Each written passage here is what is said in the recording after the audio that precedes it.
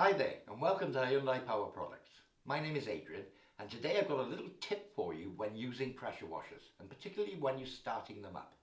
Now I've got a little 1900E electric pressure washer here, but this would apply to hot pressure washers, petrol, diesel pressure washers, pretty much any pressure washer that has a pump, which is all of them.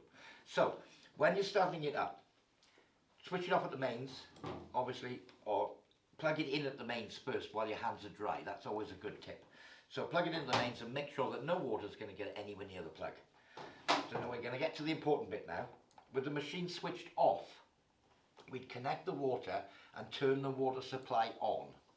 Once the water supply is on, you may have lots of air in your hose pipe, there'll be air in the pump and air in the pressure hose.